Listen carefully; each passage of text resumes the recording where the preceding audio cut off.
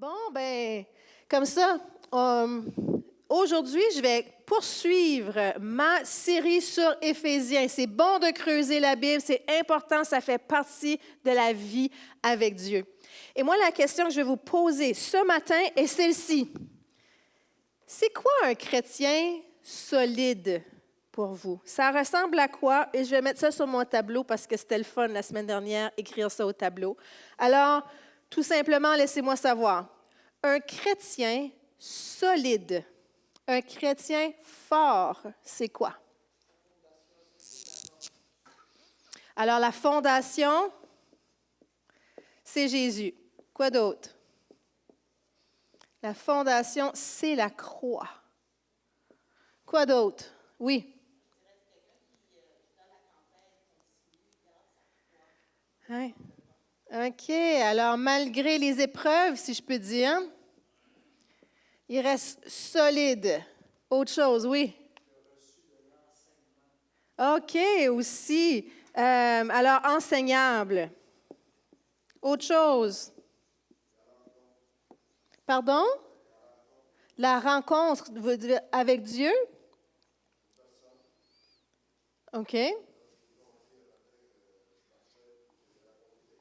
Ah, OK. OK, alors on peut dire rencontre.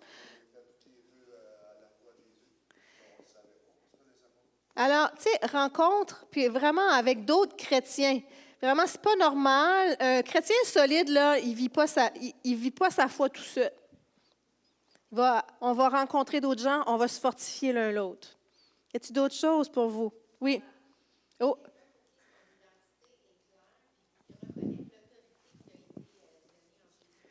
OK. Identité claire. OK. C'est qu'on connaît qui on est en Jésus. Andrea? Ou les fruits de l'esprit. L'amour, joie, paix, patience, bienveillance, bonté, fidélité, douceur et maîtrise de soi. Et c'est les fruits de qui? De Nathalie. Non, voyons donc, c'est les fruits de l'esprit. Ça veut dire que l'Esprit Saint agit en nous. Ça, c'est. Tu t'étires? Tu dois en avoir une réponse aussi, Marie. La maturité. OK. Comme ça, maturité. Des fois, on a en tête à quoi ça ressemble un chrétien mature. Oui. Qui est bon.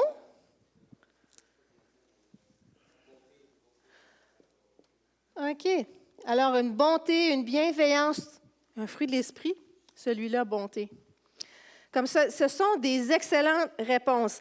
Allons voir notre texte pour voir ce qu'il a à nous dire, parce que ça parle justement du chrétien fortifié, puis ça va nous donner certaines réponses.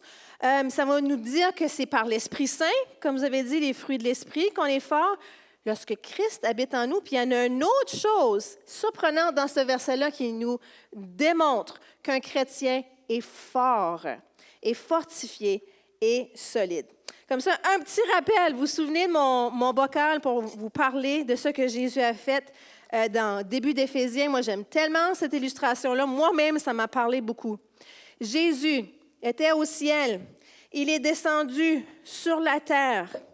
Il est mort sur la croix pour nos péchés, mais il n'est pas resté là, il est ressuscité. Il est redevenu vivant, mais il n'a pas juste ressuscité, redevenu vivant, il a été exalté et il est présentement au ciel, il intercède pour nous. Ce n'est pas n'importe qui qu'on loue, ce n'est pas juste un bon gars qu'on loue, qu'on adore les dimanches matins, c'est Jésus-Christ qu'on adore parce qu'il l'a prouvé. Parfait, nous on est comme, j'ai upgradé un petit peu, hein? On est comme le Mario. Et quand on met notre foi en Dieu, c'est comme si on est en Jésus-Christ. Alors, on est en lui, puis tout comme Jésus, quand il était sur terre, il est mort, nous aussi, on est mort à nos péchés. On a été ensevelis. La mort à soi, c'est ça, c'est la mort à nos péchés. Et lorsque Jésus est redevenu vivant, remarquez que j'ai rien fait, mon Mario, il n'a rien fait de spécial. C'est le bocal qui a monté. Et nous, on n'a rien fait de spécial pour redevenir vivant et avoir la vie éternelle, à part être en Jésus, dans sa présence. Et lorsque Jésus a été exalté, il est maintenant au ciel, nous aussi, on est au ciel. Ça change tout. Ça change notre façon de vivre en Dieu. Puis l'autre chose que le passage dans Éphésiens 1 dit, c'est qu'on est scellé par l'Esprit Saint. Hein? Comme ça, on est scellé par l'Esprit Saint. Puis en fait, le sceau de l'Esprit, c'est la première part qu'on va recevoir pour nous promettre tout l'héritage qu'on va avoir en Jésus. Alors ça, excusez-moi, c'est une merveilleuse illustration. Ah oui, puis j'ai choisi un Mario de feu, parce que le passage parle qu'on a la même puissance qui a ressuscité Jésus de la mort. On vit dans cette même puissance-là. Nous aussi, alors c'est un Mario de feu, parce qu'on est en Christ et on a cela. Alors, si on regarde maintenant le passage, alors aujourd'hui, on va creuser Éphésiens 3 à partir du verset vraiment 14, parce qu'on parle encore de la prière. Paul, là, il fait tout plein de prières, c'est rempli de louanges à Dieu, c'est rempli d'amour pour son prochain et c'est aussi rempli de bons conseils. Et dans le verset 14, il dit « Je fléchis les genoux devant le Père, afin qu'il nous donne, selon la richesse de sa gloire, d'être puissamment fortifiés par son esprit. » La première façon où on est fortifié, où on devient solide, c'est par l'Esprit Saint. Alors, ça, c'est essentiel. Lorsqu'on vient à Christ, on a l'Esprit Saint pour vivre une vie fortifiée. Ensuite, ça continue. En sorte que Christ habite dans vos cœurs par la foi. Avez-vous déjà entendu l'expression? As-tu déjà demandé à Jésus d'entrer dans ton cœur? Hein? Eh bien, on a le verset juste là. En fait, lorsqu'on a la foi en Jésus-Christ, nous sommes en Jésus-Christ, comme des petits Mario de feu, mais on a aussi Jésus et l'Esprit Saint qui habitent en nous. Ça veut dire que là, on va commencer à ressembler à Jésus de plus en plus. Si on ne ressent pas à Jésus, on n'est pas en Jésus et Jésus n'habite pas en nous. Alors, pour être fortifié, il faut avoir la foi. Comment on rentre dans le bocal? C'est par la foi. Après ça, il n'y a plus rien d'autre à faire. On ne peut pas se glorifier, comme Éphésiens 2 va dire. C'est seulement par la foi qu'on reçoit tout ce qu'on a en Jésus. Ensuite, le passage continue et ça parle que, en sorte que Christ habite dans vos cœurs, étant enraciné dans l'amour. En fait, la foi en Christ nous enracine. Je suis allée sur le bord du Richelieu dernièrement, près de Pointe-Valène, là. J'ai vu des racines d'arbres. Je suis allée monter le Mont-Saint-Hilaire dernièrement. J'ai vu des arbres où les racines étaient exposées. C'est incroyable que ces racines-là rentrent dans la terre et solidifient l'arbre. Alors que nos racines, il y a une autre version qui dit « Plongez vos racines ». Dans quoi? Dans l'amour et soyez solidement construits sur cet amour. Vous savez, je suis un petit peu déçue que Claude Gosselin n'était pas là tout à l'heure parce que quand j'ai posé la question « C'est quoi un chrétien solide? » Je sais qu'il aurait répondu « L'amour ». Puis je ne sais pas si vous avez remarqué ça, mais chez les chrétiens plus matures, qui connaissent bien le Seigneur, sont toujours en train de parler de l'amour de Dieu. Moi, c'est quelque chose que j'ai remarqué, puis je me dis, c'est-tu pas un petit peu basic, juste parler de l'amour de Dieu? Il me semble qu'il y a d'autres choses. Pourtant, la parole de Dieu nous dit que si on veut être solide, il faut connaître la Bible par cœur, non? Il faut connaître toutes les doctrines, il faut avoir un baccalauréat, une maîtrise en théologie. Non. Il faut être enraciné dans l'amour de Dieu. Ce n'est pas basic, pantoute. C'est la fondation, c'est du solide. Alors, M. Gosselin, je sais qu'il aurait répondu ça. Il est en bas avec ça. Ah, il m'entend. Bon, M. Gosselin, je sais que c'est ça que vous auriez dit. J'aurais dû je vous cite malgré que vous ne l'ayez pas dit. Bon. Parce que souvent, quand on lui pose cette question-là, il revient toujours à ça. Il a absolument raison. Alors, lisons le verset plus en son entier. « Restez enracinés dans l'amour, établis solidement en lui. Ainsi, avec tous les chrétiens, vous aurez la force de comprendre combien l'amour de Christ est large, long, haut et profond. Vous connaîtrez son amour qui dépasse toutes les connaissances et vous serez comblés jusqu'à recevoir toute la plénitude de Dieu. » L'apôtre Paul est en train de nous dire, essayez donc de mesurer l'amour de Dieu, la largeur, la hauteur, la profondeur.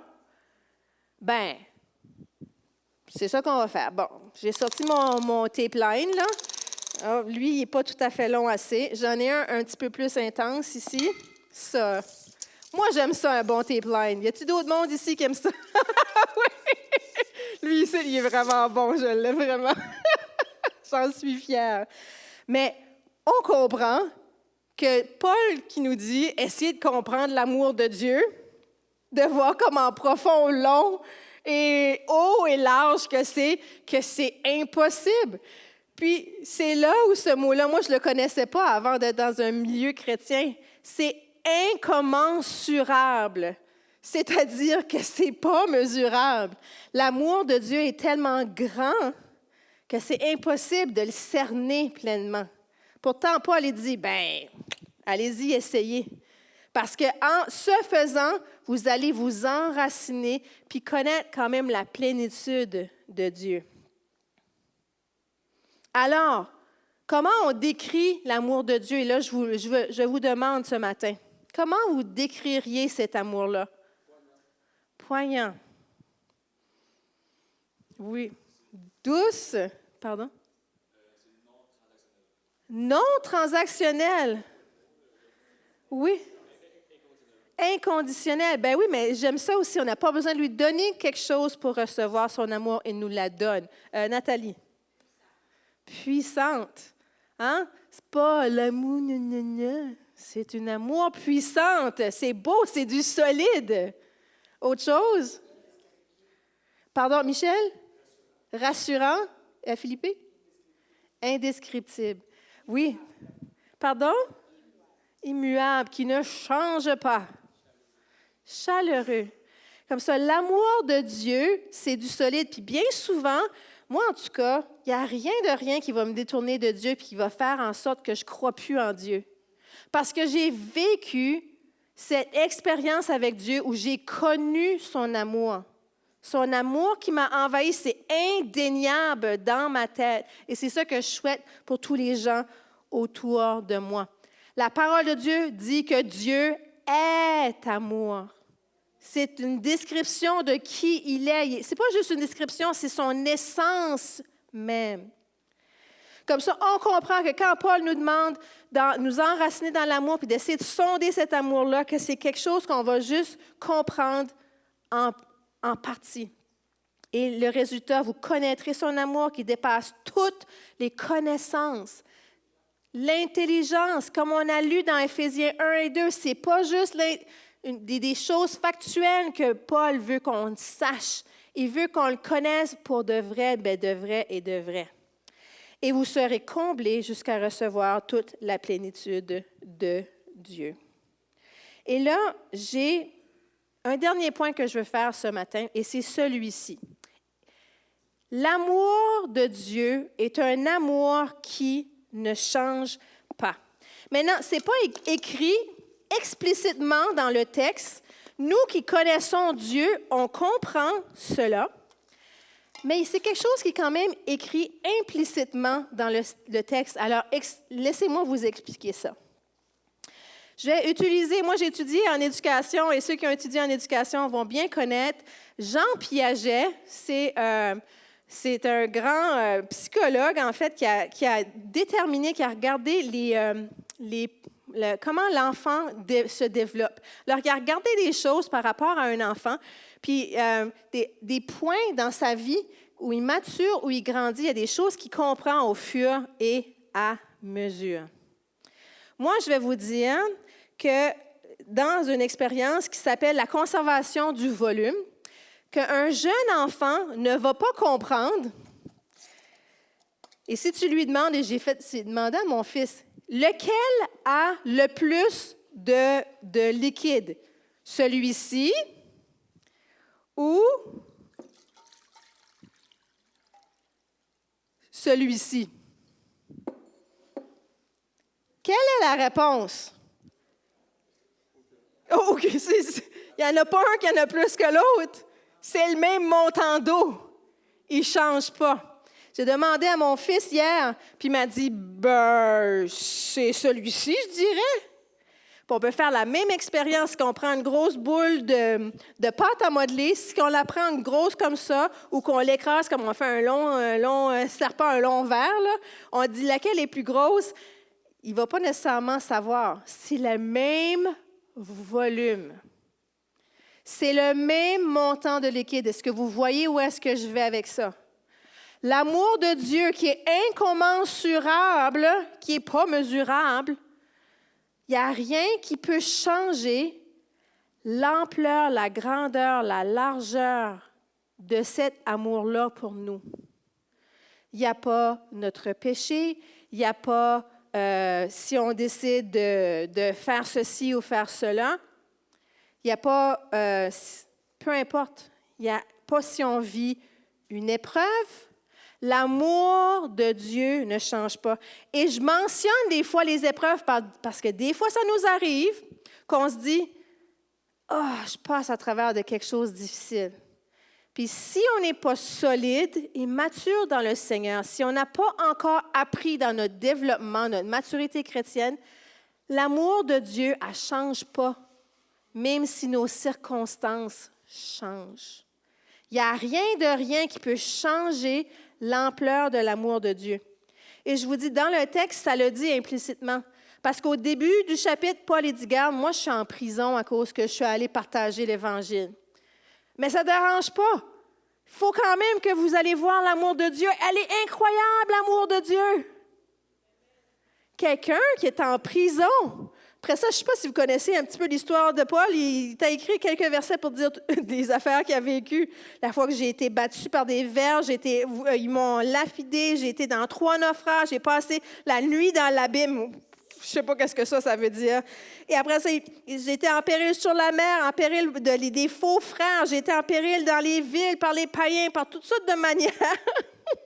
J'ai été exposée dans le travail, dans la peine, exposée à de nombreuses veilles, de la faim, la soif, le jeûne multiple, le froid et la nudité.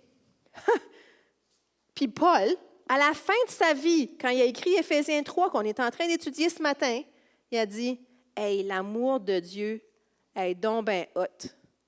Essayez de la comprendre, ça va vous enraciner. » Un chrétien mature aura compris par l'expérience avec Dieu que la présence de Dieu, elle change pas. L'amour de Dieu, sa présence, elle ne change pas selon nos circonstances. Et je pensais lire ceci, Romains 8, parce que Paul, le gros apôtre tough, là, il parle souvent de l'amour lui aussi. Hein? Ce n'est pas juste l'apôtre Jean. Et il écrit à la fin de Romains, « Car j'ai l'assurance que ni la mort, ni la vie, ni les anges, ni les dominations, ici on parle de démons, ni de choses présentes, ni des choses à venir, ni les puissances, ni la hauteur, ni la profondeur, ni aucune autre créature ne pourra nous séparer de l'amour de Dieu manifesté en Jésus-Christ, notre Seigneur. » Rien peut nous séparer de ce grand amour. Alors, une vie établie en Dieu, en connaissant l'amour de Dieu, c'est du solide. Ce n'est pas quelque chose de quétaine, C'est quelque chose qu'on apprend par l'expérience. J'ai vécu des épreuves avec Dieu. J'ai vécu des moments où moi, je m'étais détournée de Dieu, où j'ai péché. Et son amour a resté le même. Son amour n'a pas changé. Et j'ai compris cela. Et vraiment, c'est ma prière pour chacun de vous ce matin. Chacun de nous, qu'on puisse se rappeler que l'amour de Dieu, son ampleur, sa profondeur, on veut essayer de le sonder, cet amour, mais c'est incommensurable et c'est inchangeable, immuable, comme dirait une certaine pasteur Marie-Claudine, qui ne change pas parce que Dieu ne change pas. Alors qu'on puisse ancrer nos vies dans cet amour. Alors ce matin, je ne vous garderai pas plus longtemps parce qu'on a un potluck qui nous attend au sous-sol. Mais vraiment, si vous avez un besoin de prière, un besoin de partager, hey, quand on passe à travers des épreuves, là, on a le droit d'être triste, hein? On a le droit de le partager avec nos frères et sœurs pour pouvoir qu'on puisse se soutenir puis tourner nos yeux vers Dieu. Alors que vous puissiez venir nous voir si vous avez besoin de prière pour la guérison aussi. N'hésitez pas, on est là pour vous. Sinon, sur ce, rappelez-vous, la vie, elle doit se vivre en Christ. La vie chrétienne, elle est vécue en Jésus, solidement établie dans son amour. Seigneur Dieu, je te remercie pour chaque personne ici. Je te prie vraiment que cette parole puisse toucher nos cœurs profondément. Merci pour cette prière de Paul, qui n'est pas basique pantoute, mais qui est fondamentale, Seigneur mon Dieu. Qu'on puisse être ancré dans ton amour et vraiment que tu puisses nous étonner par cet amour. Comme tu as étonné Mathias et Nathanaël, Seigneur, qui ont partagé comment ils ont été touchés profondément par ton amour. Qu'on puisse vivre ces moments-là, Seigneur mon Dieu, en ta présence et avec l'un l'autre aussi, en Jésus-Christ. Au nom de Jésus. Amen. In the arms of your mercy I find rest, 'cause you know just how far the east is from the west, from one scarred hand to the other.